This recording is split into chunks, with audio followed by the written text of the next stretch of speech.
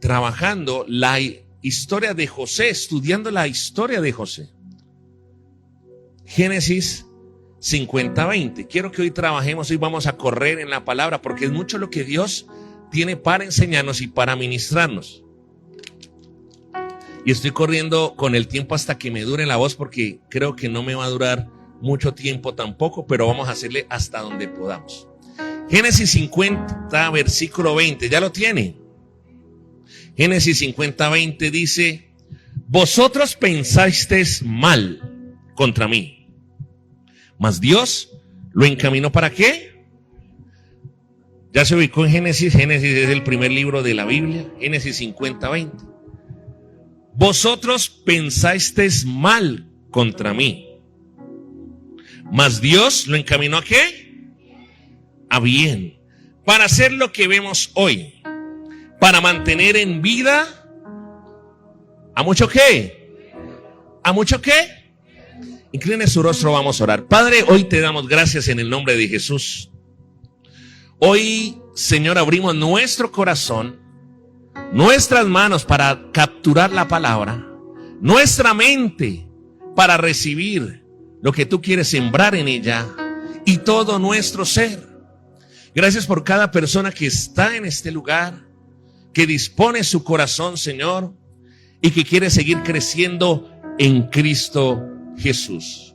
Señor, que todo obstáculo, todo impedimento, que todo argumento que se levante en contra del conocimiento de Cristo pueda ser quebrantado. Bendice las familias, despierta las familias, despierta las vidas. Levante sus manos y dígale: Señor, trae un despertar en mí. Necesitamos un despertar espiritual. Necesitamos que tú abras nuestros ojos espirituales y que podamos ser entendidos en los tiempos que estamos viviendo. Te damos la gloria y la honra en el nombre de Jesús. Amén y amén. Procesados para la expansión es la serie que estamos trabajando hace un par de semanas.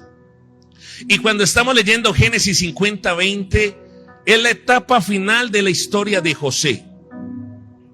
Jacob ha muerto y los hermanos de José tienen miedo. ¿Qué tenían los hermanos de José?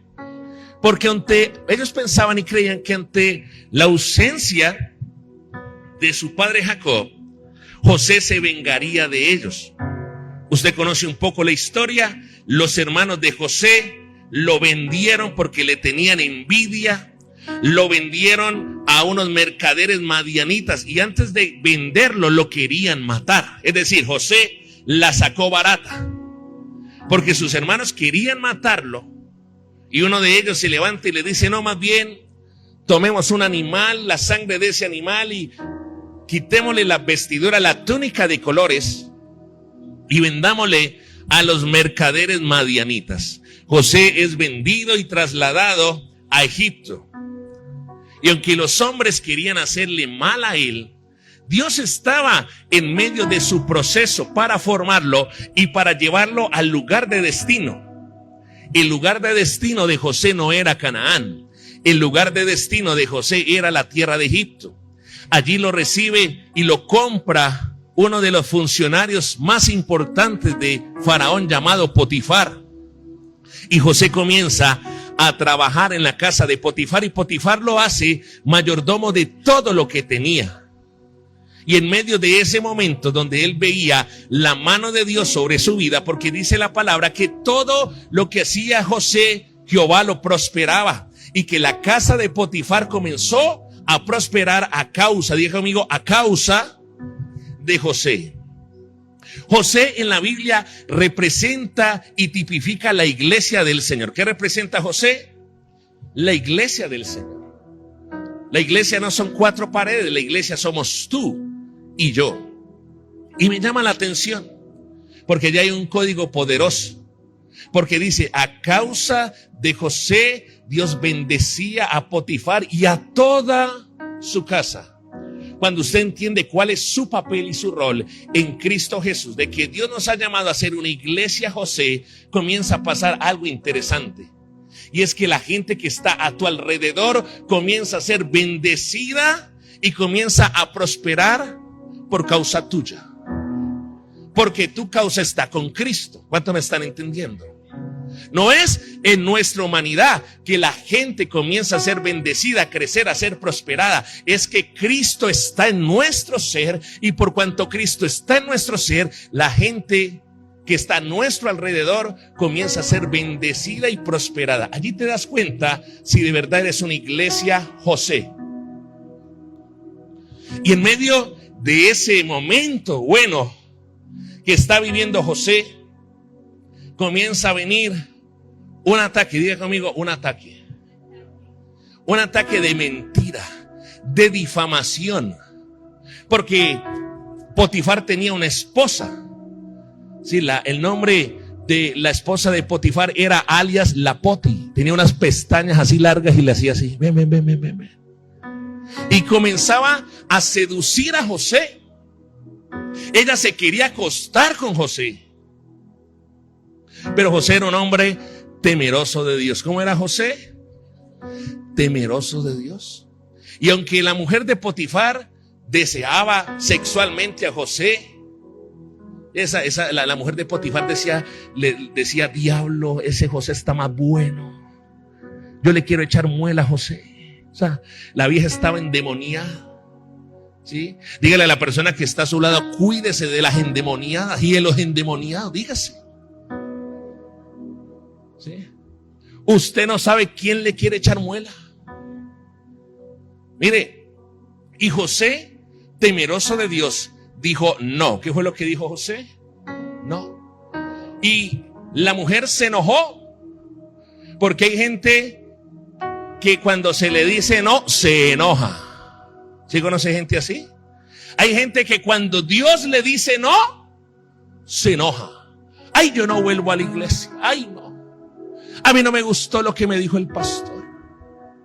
Y como José le dijo que no a la esposa de Potifar, porque José le dijo, tu esposo me ha dado todo lo que tengo. Me ha dado la oportunidad de crecer en esta casa, de ser el administrador de esta casa. ¿Cómo yo le pagaría de esa manera? Entonces la mujer de Potifar, dice la palabra, que tomó sus vestidos. O sea, la vieja lo dejó beringo, para que usted me entienda. A veces uno lee la Biblia como muy poético, muy romántico. No, mire, la palabra dice que la vieja se le lanzó encima y la garra del diablo allí le lanzó. Y le arrancó todas las vestiduras. Y cuando le arrancó las vestiduras, fue a buscar a su esposo Potifar y le dijo, esta es la prueba que tengo de que José trató de violarme. Y Potifar la tenía dura, porque era su esposa, aunque él sabía que su esposa era muérgana, pero tenía las vestiduras de José, y no hubo más remedio que llevarlo a la cárcel alrededor de 2 años por una mentira, por una difamación, por un bochinche. Y después pasan 2 años y tiene la oportunidad de encontrarse con servidores de la plana mayor, de la cúpula mayor de Faraón. Y usted conoce la historia. Él interpreta los sueños, y cuando él está en la cárcel, él interpreta los sueños del copero y del panadero, y le dice al copero, porque Dios te va a sacar, le dice José tenía el don de interpretación de sueños, le dice, acuérdate de mí cuando te reintegren nuevamente delante de Faraón. Pero ¿sabe qué pasa? Lo que pasa muchas veces, y lo que nos ha pasado a la mayoría, le servimos a personas, utilizamos lo que Dios nos ha dado, los dones, los talentos que Dios nos ha dado para el servicio de la gente, sin esperar nada a cambio. Pero sin embargo, dice la palabra que cuando el copero salió de la cárcel, muy parecido a lo que pasa a la iglesia hoy, ¿no? La gente viene a la iglesia por busca de un milagro de parte de Dios. Y dice la palabra que el copero, cuando sale de la cárcel, se olvidó de José. ¿Qué hizo el copero? ¿Le parece familiar? ¿Conoces a alguien así?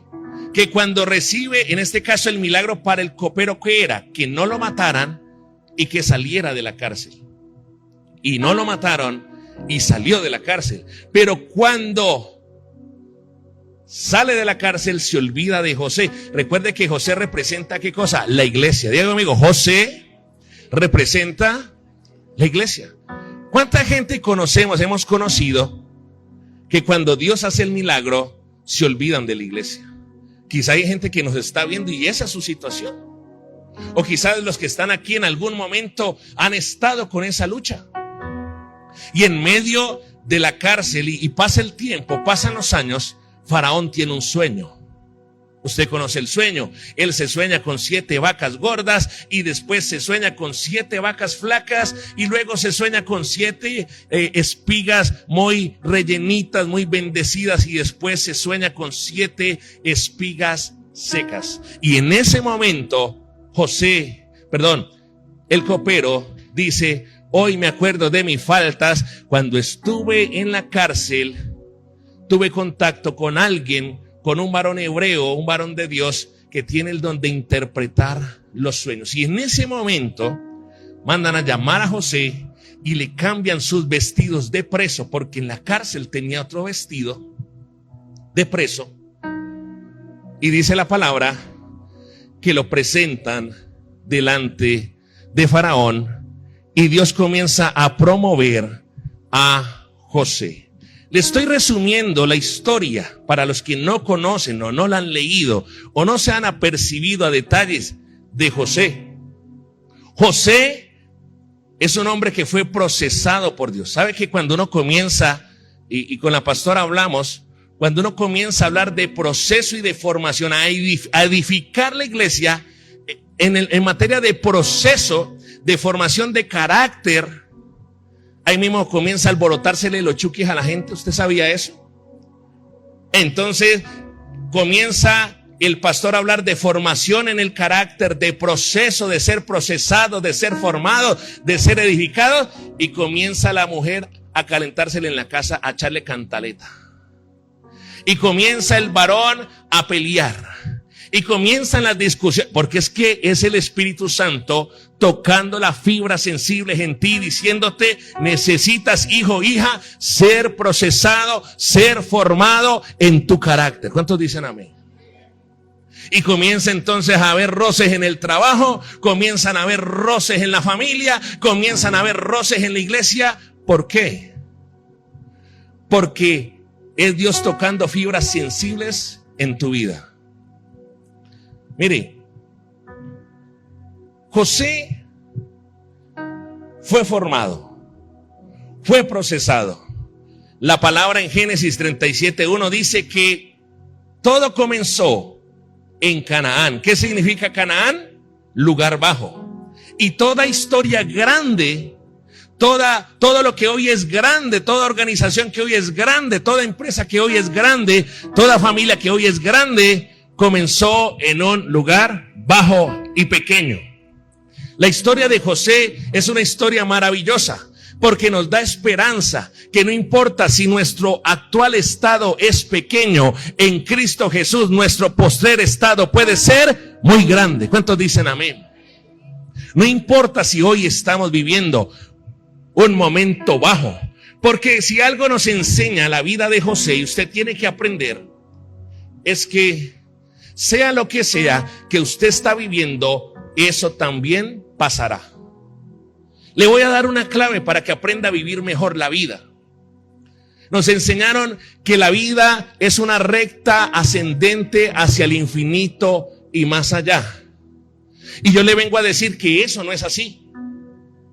La vida es de montes, es decir, momentos muy altos, donde Dios nos lleva a momentos muy altos, emocionalmente hablando, económicamente hablando, financieramente, emocionalmente hablando, pero también la vida es vida de valles, de bajones, de caídas, y después volvemos y nos levanta un poquito el Señor y caemos y después nos levanta más. Así es la vida.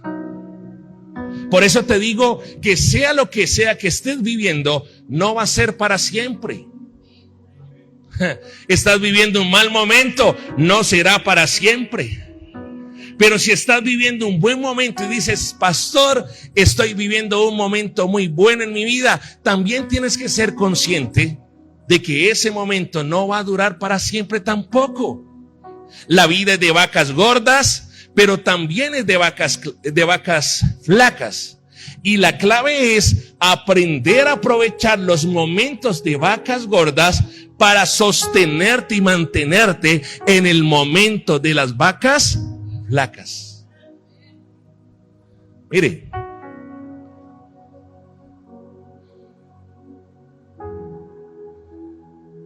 algo que me llama la atención cuando usted lee Génesis 37, acompáñeme por favor, rápidamente.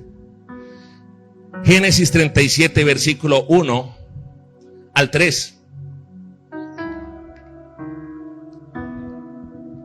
La vida. Por eso Dios creó todo perfecto.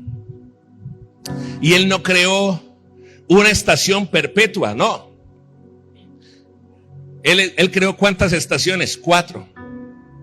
¿Usted se imagina que en el mundo existiera perpetuamente invierno?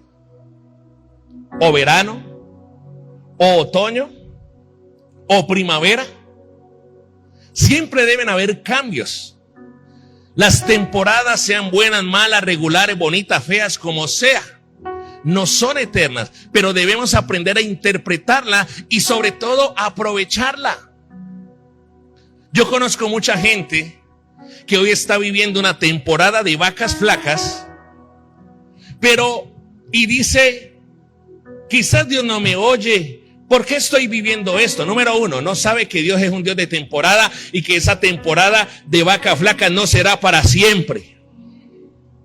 Pero también hay otra pregunta, hay algo que sale en el escenario y es, ¿qué hizo esa persona? Porque la palabra en Eclesiastés dice, tiempo y oportunidad acontecen a todos. Es decir, no importa tu sexo, tu edad, no importa tu etnia, no importa la familia donde naciste, Dios dice que tiempo y oportunidad acontecen a todos. Es decir, todos llegaremos a un momento específico donde Dios nos dará oportunidades para crecer, para avanzar, para ser bendecidos por Él.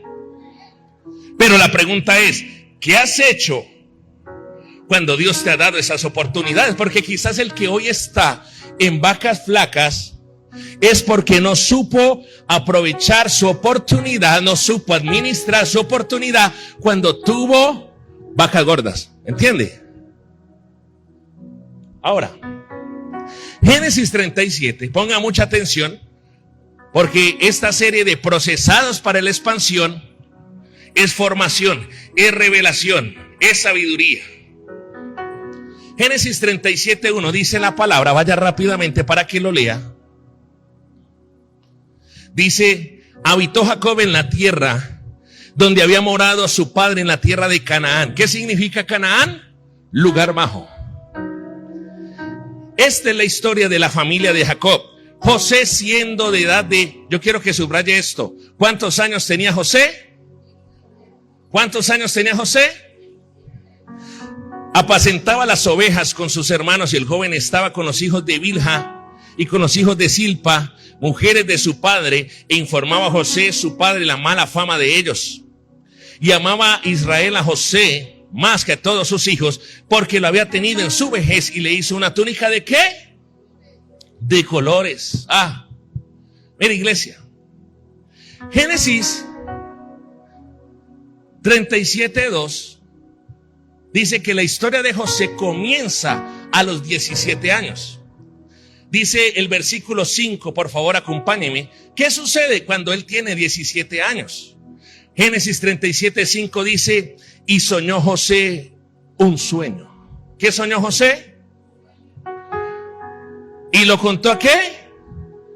¿Y ellos llegaron a qué? ¿Y el sueño cuál era? Ahí está en la palabra descrito. Oíd ahora este sueño que he soñado. He aquí que atábamos manojos en medio del campo, y he aquí que mi manojo se levantaba y estaba derecho, y que vuestros manojos estaban alrededor y se inclinaban al mío. Le respondieron sus hermanos: ¿reinarás tú sobre nosotros o señorearás tú sobre nosotros? Y le aborrecieron aún más a causa de sus sueños y sus palabras. Y soñó aún otro sueño y lo contó a sus hermanos, diciendo: he aquí que he soñado otro sueño, y he aquí el sol y la luna y 11 estrellas se inclinaban a mí. José, Dios le da un sueño a José, le da de hecho 2 sueños. Cuando tenía 17, ¿qué? ¿Cuántos años tenía José? Y yo quiero que usted comprenda algo. Yo le estoy dando códigos para que usted se pueda sostener en la vida cristiana y pueda perseverar hasta el final y no se pierda. ¿Cuántos dan gloria a Dios por eso? Mire, vaya rápidamente, y es por eso que usted necesita traer la Biblia a la iglesia. A la iglesia venimos con libreta, con bolígrafo y con Biblia, o si no, con libreta digital. Pero lo importante es que usted apunte los versículos para que los pueda repasar en la semana en su casa. Génesis 41, 46. Vaya rápido. Génesis 41, ¿qué le dije? 46. Génesis 41 es cuando ya hemos avanzado en el tiempo, en esta serie de procesados para la expansión. Nos adelantamos, nos atrasamos, metemos tercera, reversa y nos volvemos a adelantar. Porque queremos conectar toda la enseñanza y la sabiduría que está de parte de Dios en la vida y el proceso de José. Y dice la palabra en Génesis 41, 46. Era edad de 30 años. ¿Cuántos años tenía ahora José? Cuando fue presentado delante de Faraón, rey de Egipto, y salió José de delante de Faraón y recorrió toda la tierra de Egipto. Y mire lo que dice el versículo 47.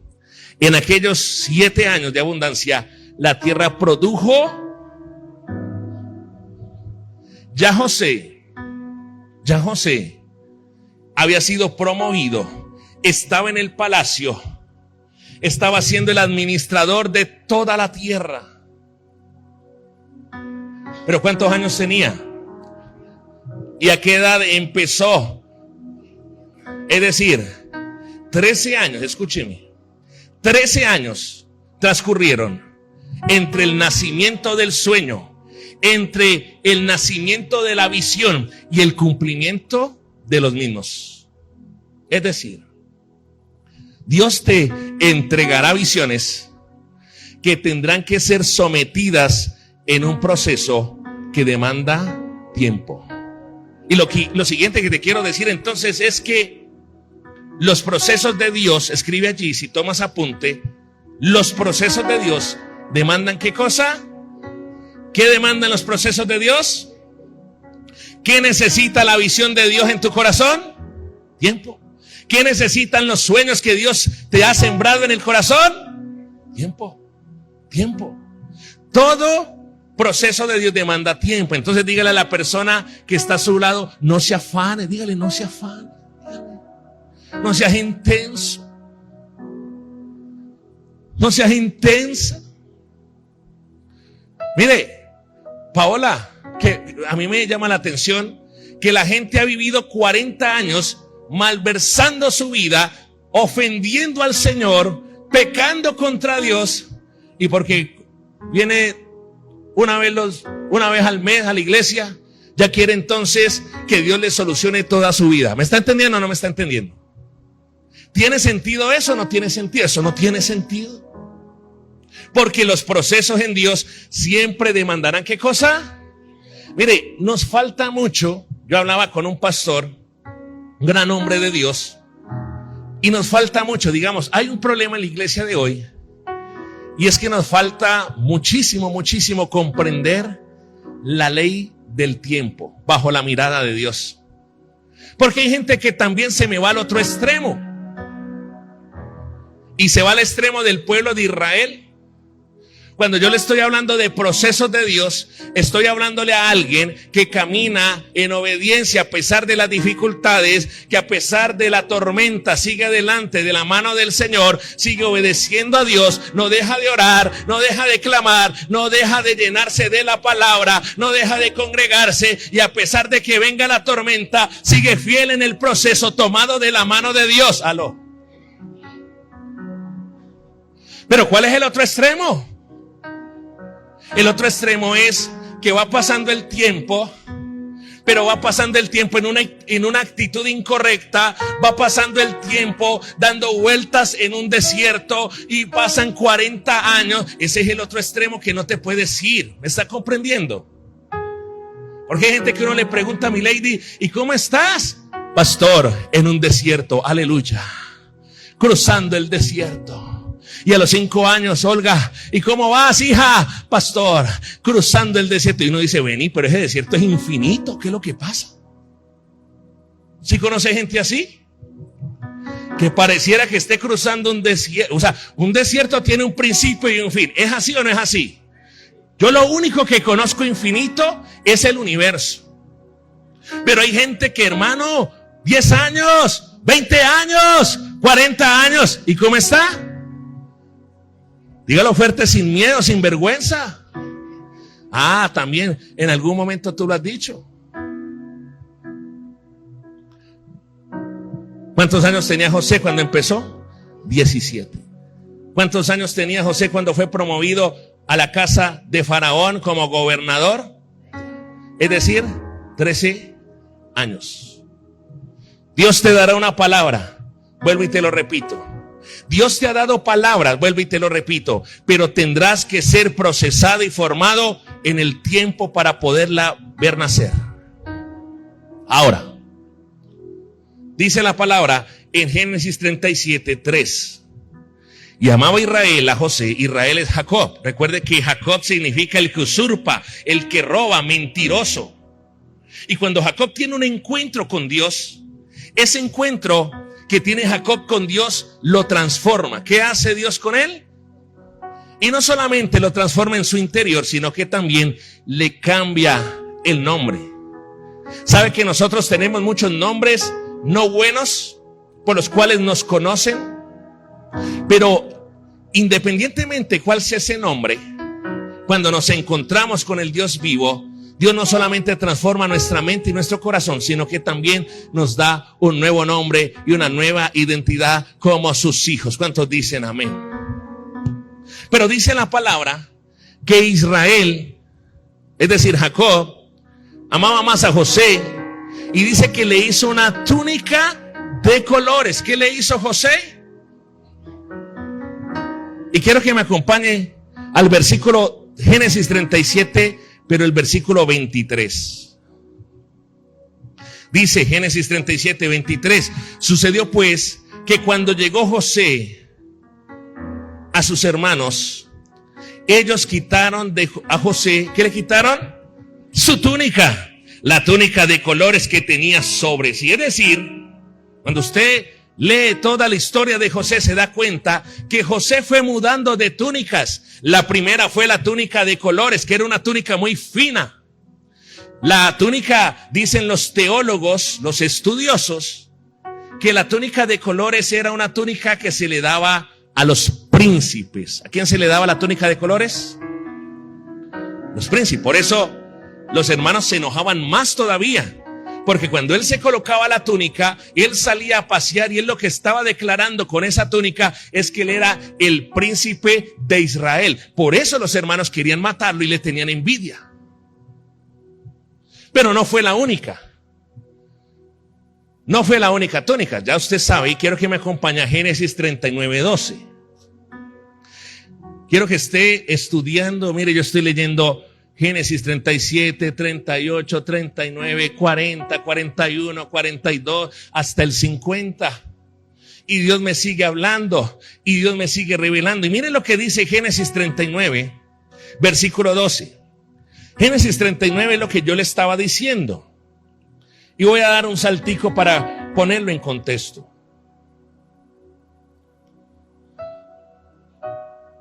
Dios mío, tengo para predicar 3 días aquí. Mire.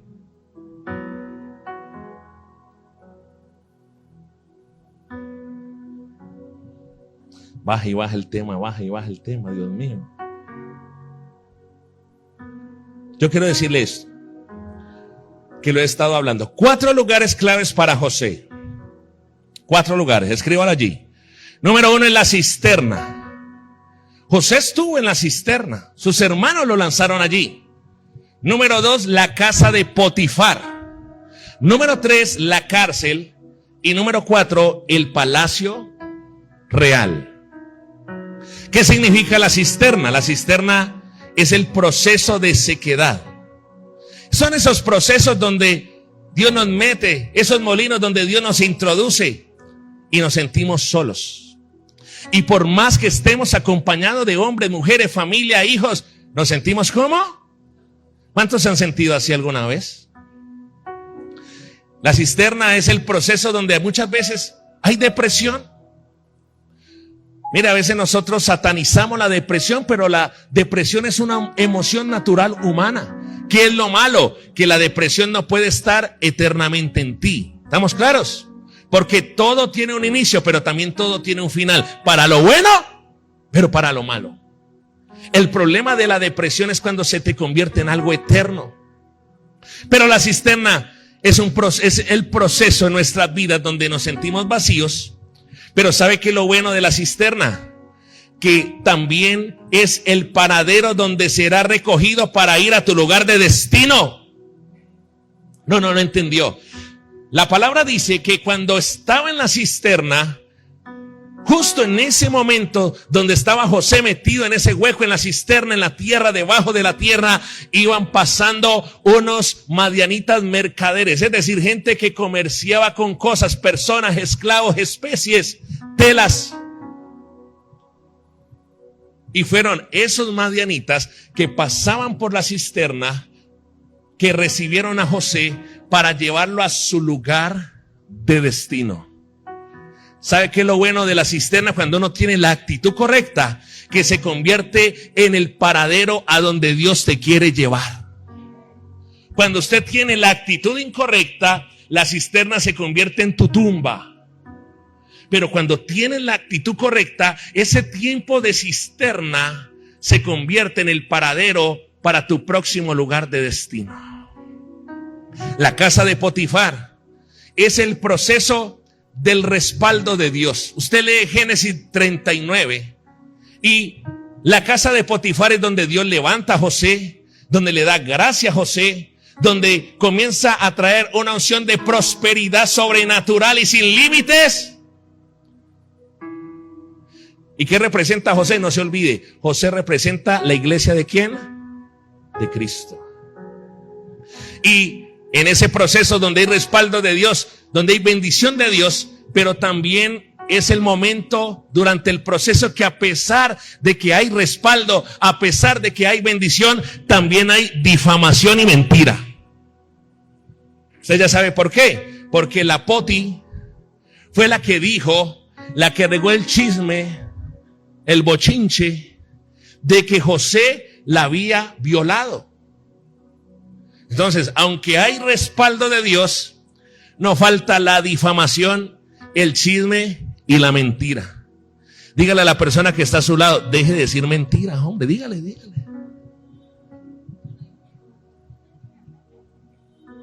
Lo tercero, la cárcel. La cárcel, ¿qué representa? Es el proceso de la oportunidad para servir con lo que Dios te ha dado, pero también es el momento de la ingratitud. Y a pesar de que estás viviendo un proceso en tu vida, donde a pesar de que estás sirviendo, a pesar de que estás haciendo lo que agrada a Dios, a pesar de que estás dando lo mejor que Dios ha puesto en ti para los demás, te encuentras con coperos que al final, gente a la que tú sirves, gente a la que tú amas, pero que al final se terminan olvidando de ti. ¿Has conocido a alguien así? Y el proceso del palacio real es el proceso donde Dios te da honra. ¿Qué te da Dios? Donde viene la promoción de parte del Señor. Ahora, me retrocedo, coloco reversa nuevamente, porque quiero decirte algo. Génesis 39:12, ya lo tiene, dice, y ella lo asió por su ropa, está hablando de la mujer de Potifar, diciendo, duerme conmigo. Entonces él dejó su ropa en las manos de ella y huyó y salió. ¿Qué hizo José? ¿Huyó y qué? ¿Qué es lo que tenemos que hacer ante la tentación? ¿Qué tenemos que hacer? Sí, cuando venga la poti y le quiera meter un mordisco, ¿usted qué tiene que hacer? ¿Qué tiene que hacer? Huir. O el poti, ¿no? Porque también está el poti y el varón. Sí. ¿Qué se quedó? Dice la palabra, entonces él dejó su ropa en sus manos y ella huyó ¿y qué? Y salió. Y cuando vio ella que le había dejado su ropa en sus manos y había huido fuera, llamó a los de su casa y les habló diciendo, mirad, ahí sí se hizo la hipócrita, mirad, nos ha traído un hebreo para que hiciese burla de nosotros y vino él a mí para dormir conmigo y yo di grandes voces y viendo que yo alzaba la voz y gritaba, dejó junto a mí su ropa y huyó y salió. Si ve la mentira, el ataque de la mentira, de la difamación. Y levante su mano por favor porque quiero ministrar esto. Esta palabra es para alguien que quizás hoy está aquí en la iglesia y está siendo atacada por difamación, por palabras, por mentiras, por chismes, por murmuración, por críticas sin sustento. No te desanimes, sigue tu proceso. Hay un palacio para ti, hay un lugar de destino, hay un momento de promoción y no puedes desmayar.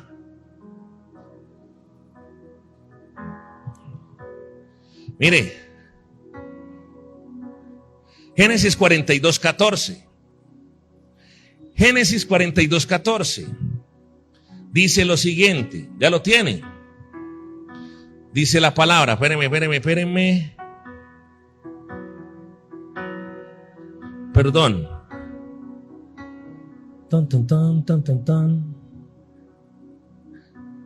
Dice lo siguiente, yo sé que está aquí en Génesis 42.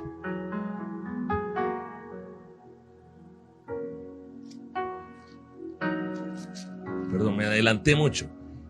Génesis 41:14.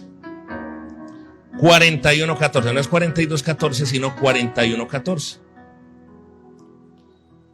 Ya va a entender a dónde lo quiero llevar con la palabra. ¿Ya lo tiene? Aquí es cuando José interpreta los sueños de Faraón. Pero ¿qué pasó antes de ser presentado ante Faraón? Génesis 41:14 dice, entonces Faraón envió y llamó a José. Recuerde que José, ¿dónde estaba? En la cárcel. Y lo sacaron apresuradamente de la cárcel y se afeitó. ¿Y mudó qué cosa? ¿Cuál era el vestido que tenía José en ese momento? Era el vestido de preso. Entonces ya vimos, Génesis 37:3 y 37:23 nos muestra la túnica de colores. Pero Génesis 39:12 nos muestra la túnica que tenía como mayordomo en la casa de Potifar. Y Génesis 41:14 nos muestra la túnica que tenía como esclavo, como preso en la cárcel. ¿Por qué te he llevado a esto? Porque aquí viene el otro código, el otro punto. Y para los que toman nota, anoten esto.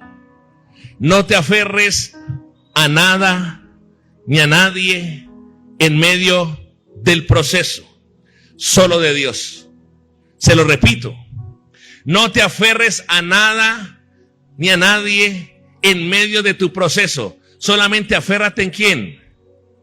En Dios. Mire, José fue desterrado de varias túnicas y nunca se aferró a alguna de ellas. La túnica de colores era una túnica de mucho precio, de alto costo, de mucho valor. Pero él no se aferró. Muchas veces, ¿sabe por qué es tan difícil la pérdida? Porque nos aferramos. Miren, en la vida no nos enseñaron y no nos capacitaron para perder. Por eso cuando perdemos algo es tan doloroso y nos afecta tanto y nos termina sacando del propósito de Dios. Y tú te aferras a personas tóxicas, incorrectas, te aferras a empresas. Hay gente que se aferra a una empresa, hermano. Yo lo he enseñado, mire, usted trabaje bien, trabaje con excelencia, Pero hermano, no. Hay gente que se desangra por una empresa, hermano, y después de un tiempo lo echan como un perro viejo, hermano, y no valoraron todo el trabajo, la familia que sacrificaste, la vida que sacrificaste, lo que dejaste de hacer para Dios por causa de una empresa que al final te pagó con la mala. ¿Me está entendiendo o no me está entendiendo? Yo no le estoy diciendo que sea un mediocre en su trabajo.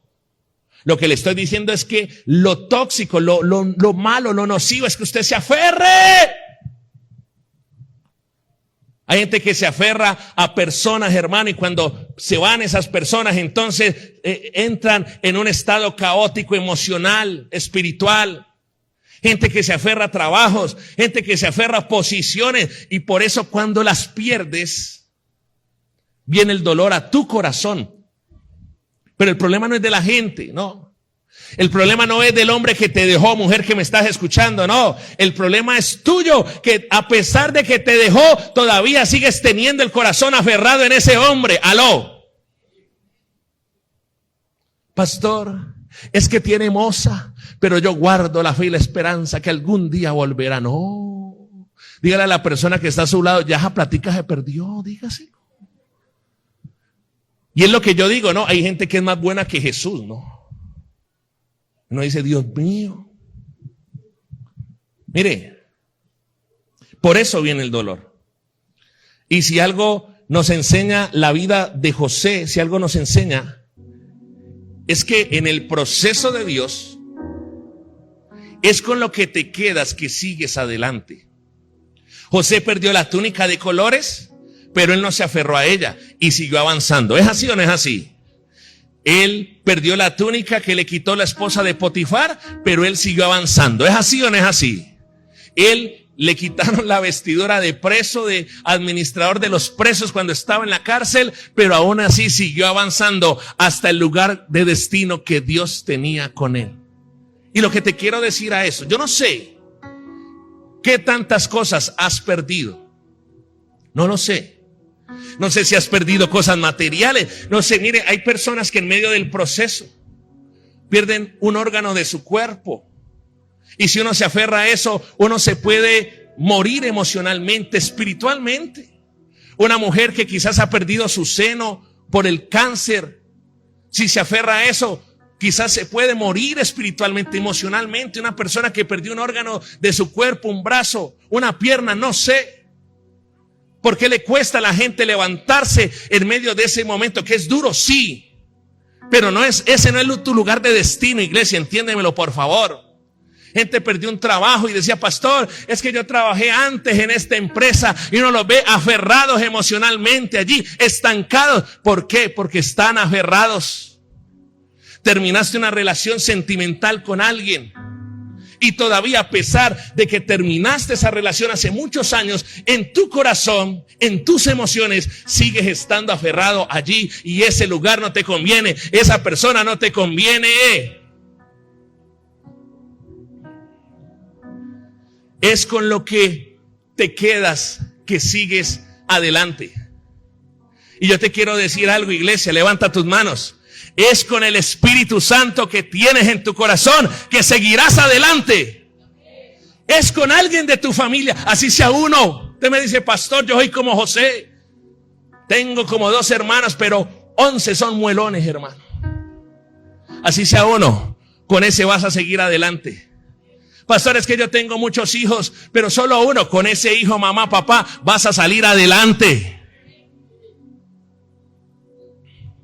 Con lo que te enseñaron.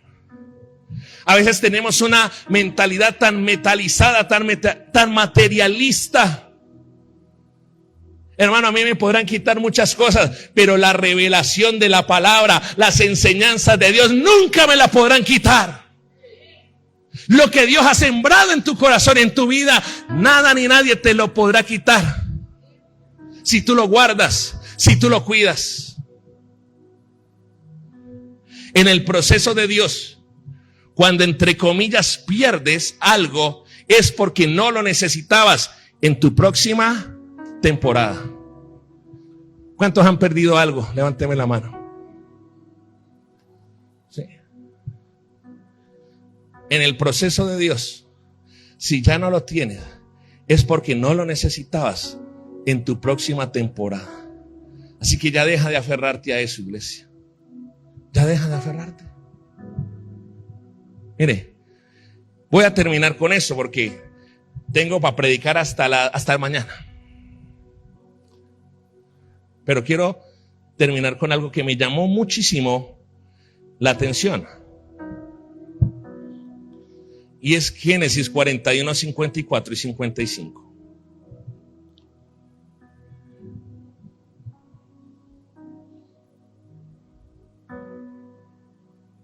¿Ya lo tiene? Génesis 41.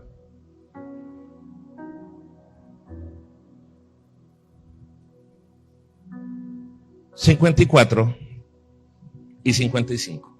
Con esto cerramos hoy. Y seguimos, vamos a seguir en los Descansando en Dios. Motive a la persona que está a su lado a que se conecte. Dígale, conectate, ve muérgano, conectate. Solo necesitas un celular. A los pozos de oración, hermano, hemos mejorado en las conexiones de los pozos de oración. Démosle un aplauso al Señor por eso. Ya la iglesia está despertándose. Ya nos está despertando a las 10 de la mañana, ya madruga a las 4. Pero mire lo que dice Génesis 41, 54 y 55. ¿Ya lo tiene allí? Dice la palabra. Y comenzaron a venir los 7 años de ¿qué? Como José lo había ¿qué? Y hubo hambre en todos los países. El hambre siempre viene a todos los países. No importa donde usted se vaya, al país que se vaya, mientras Cristo no reine en la tierra, siempre habrá hambre, siempre habrá escasez, siempre habrá crisis. Y dice la palabra, mas en toda la tierra de Egipto había ¿qué cosa? ¿Qué había? ¿Qué había? Y cuando se sintió el hambre en toda la tierra de Egipto, el pueblo clamó a Faraón, ¿por qué? Y dijo Faraón a todos los egipcios, id a José y haced lo que él os dijere. ¿Quién tenía el pan? José. ¿Quién tenía la capacidad de administrar? José. ¿Quién tenía la capacidad de dirigir?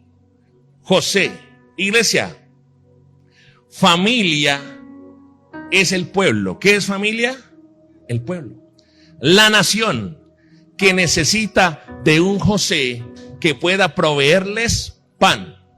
Por supuesto, cuando vamos al libro de San Juan, sabemos que Jesús es el pan de ¿qué? ¿Qué es Jesús? ¿El pan de qué? Y yo vengo a decirte algo. Dios te ha llamado a que tú seas una iglesia José, es decir, a que tú seas un hombre, una mujer, que tengas pan, que tengas palabra de Dios. Y quiero que me acompañe el libro de Colosenses, capítulo 3, 18 al 25.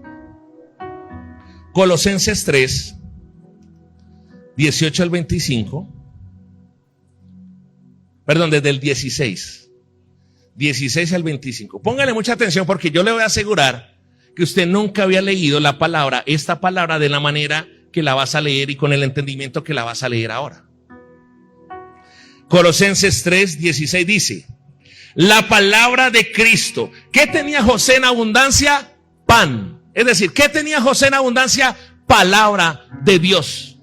Y dice Colosenses 3:16, la palabra de Cristo mora en abundancia en vosotros, enseñándoos y exhortándoos unos a otros en toda sabiduría, cantando con gracia en vuestros corazones al Señor, con salmos, himnos y cánticos, ¿qué?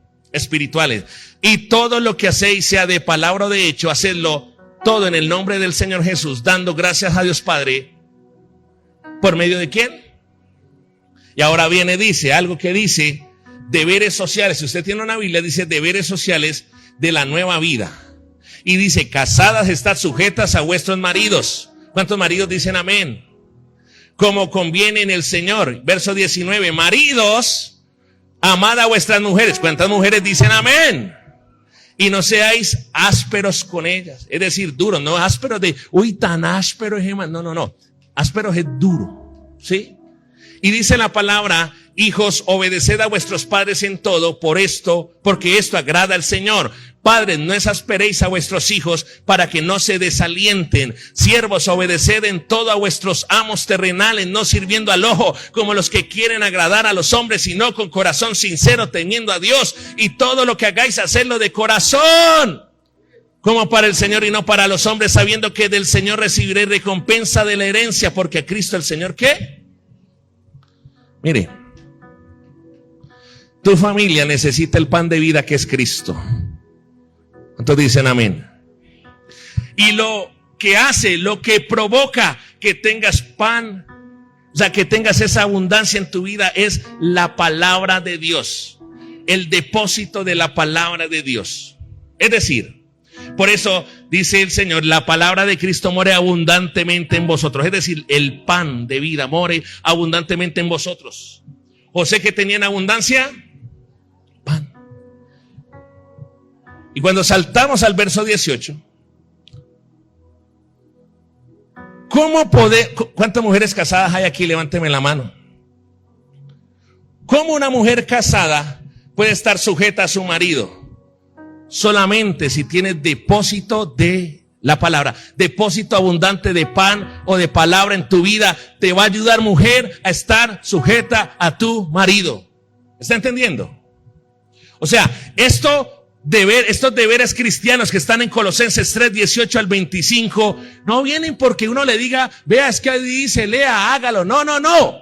Usted, mujer que me está escuchando, que es casada, va a poder estar sujeta a su marido solo si tiene un depósito abundante de pan o de palabra en su vida. ¿Me está entendiendo? Y le quiero soltar un código. Mire, solo una mujer casada se puede sujetar a su marido. No los vacilones, no los mosaicos, no las uniones libres. ¿Sabe por qué hay la lucha entonces en las relaciones? Porque como no están casados, la mujer casada no se puede sujetar, porque la palabra y la orden de Dios es que las casadas estén sujetas a sus maridos. ¿Me está entendiendo? Pero dice, y yo le quiero dar otro anuncio. ¿Cuántas mujeres solteras hay aquí? Levánteme la mano. ¿Cuántas madres cabezas de hogar hay aquí? Y también si usted está divorciada, no se avergüence o divorciado. Mire, mujer, si usted es una madre cabeza de hogar, si usted está soltera, si usted está divorciada, debe entender que entonces su marido es Cristo y que debes estar sujeta a Cristo. ¿Cuántas dicen amén? Dele fuerte ese aplauso al Señor. Pero dice el versículo 19, maridos, amad a vuestras mujeres y no seáis ásperos con ellas. Mire, solamente cuando tú tienes un depósito abundante de pan en tu vida, te va a ayudar como marido a no ser duro, a no maltratar a tu esposa. Solamente si hay un depósito de pan, un depósito de palabra. Si no hay palabra, por más que lo intentes en tus fuerzas, siempre terminarás maltratando a tu mujer. Varón que me estás escuchando. ¿Qué dice el 20? Dice, póngale atención, hijos, obedeced a vuestros padres en todo, porque esto agrada al Señor. Lo tercero, tener un depósito abundante de pan o de palabra en tu vida te va a ayudar como hijo a obedecer a tus padres. Si tú no tienes palabra morando abundantemente, pan en tu alacena, en tu corazón, por más que lo intentes, no vas a poder obedecer a tus papás. Y te voy a decir, tú tienes tres. Tú tienes un Padre celestial que necesitas obedecer. Pero también tienes padres naturales que necesitas obedecer. Y también tienes padres espirituales que necesitas obedecer. Y cuando tú obedeces estos tres, eso agrada al Señor. El 21 dice, padres, no exasperéis a vuestros hijos. ¿Cuántos son papás acá? ¿Cuántos son papás? Dice, padres, no exasperéis a vuestros hijos para que no se desalienten. Es decir, necesitamos tener un depósito abundante de pan o de palabra en nuestra vida que me va a ayudar como padre a no irritar, a no hacer enojar a mis hijos para que se desanimen. ¿Saben que hay mucho papá que hace irritar y enojar a sus hijos porque les falta palabra, porque no tienen la sabiduría de Dios, no tienen la palabra de Cristo morando abundantemente en ellos? Dígale a la persona que está a su lado, esto se calentó, dígaselo.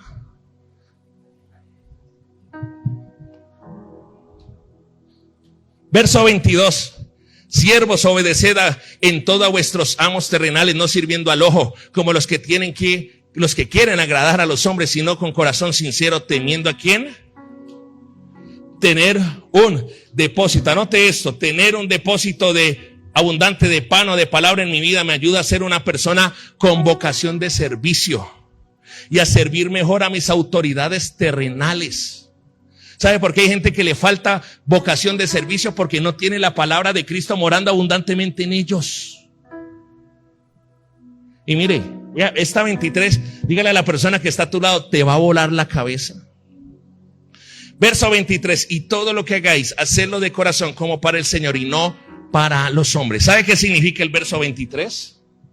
Tener un depósito abundante de pan o de palabra en mi vida me ayuda a hacer todas las cosas de corazón, de buena gana, no de mala gana.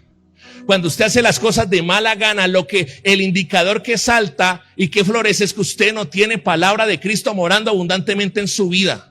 Cuando usted hace las cosas de mala gana para sus hijos, mamá, le falta palabra. Cuando usted, mujer, hace las cosas de mala gana para su marido, le falta palabra. Cuando usted, marido, hace las cosas de mala gana con su mujer y su esposa, le falta palabra. ¿Cuánto me están entendiendo? Cuando usted viene a la iglesia de mala gana, le falta palabra.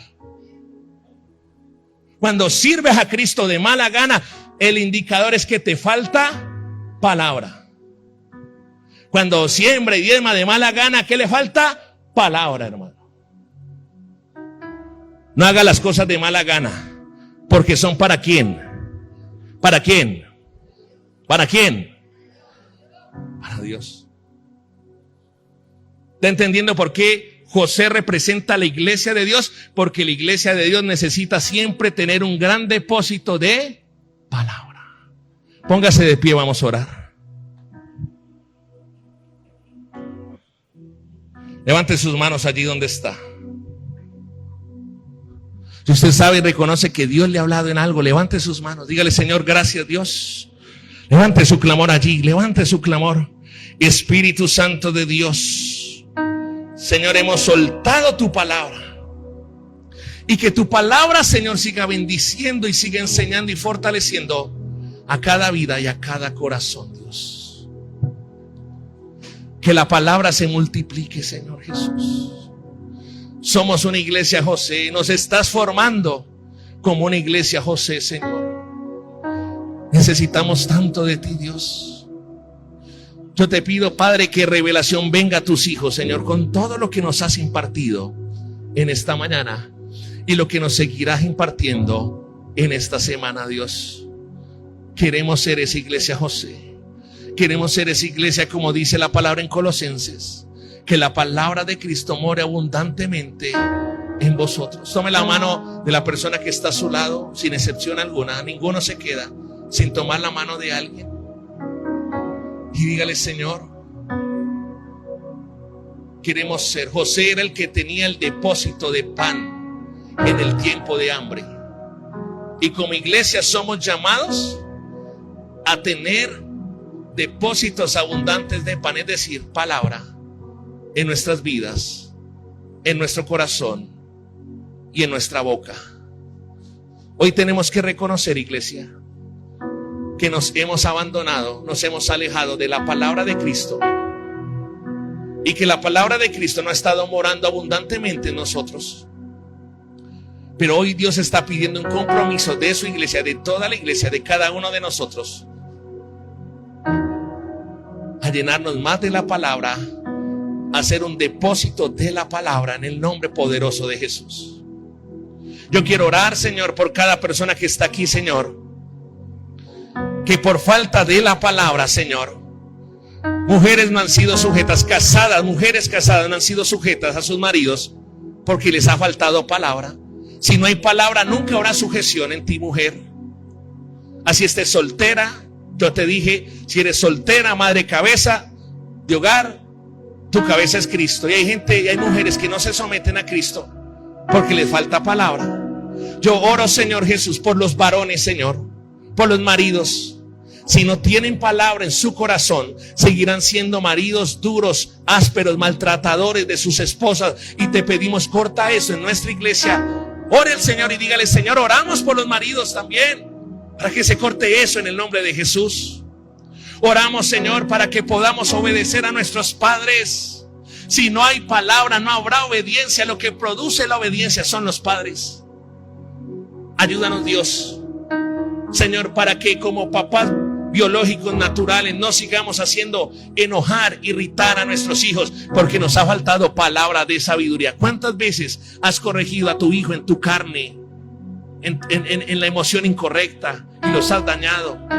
Cuando la palabra de Dios mora en ti como papá y mamá, tú no vas a irritar a tus hijos, no los vas a desanimar. Que hoy se corte eso en el nombre de Jesús, Dios. Cuando hay palabra, tú puedes ser un servidor, una servidora en la iglesia, en la obra de Dios, en tu trabajo, a la gente que te rodea. Dígale al Señor: hoy comprendo que cuando hay palabra abundante, Señor, no hago las cosas de mala gana. Pídele perdón al Señor por las veces que has hecho las cosas de mala gana en tu trabajo, en tu empresa, en tu casa, con tus hijos, con el que sea, en tu iglesia también, por las veces que has venido de mala gana al culto. Pídele perdón. Ahora ya sabes cuál es el origen y la raíz. Te falta palabra y necesitas palabra en esta hora, en el nombre de Jesús. Señor, ayúdanos a seguir siendo formados y procesados. Te lo pedimos en el nombre de Jesús. Y la iglesia de Dios dice: amén y amén. ¿Cuánto le dan fuerte ese aplauso al Señor? Bendiga 5 o 6 personas y dígale: vamos por más. Iglesia, nos vemos.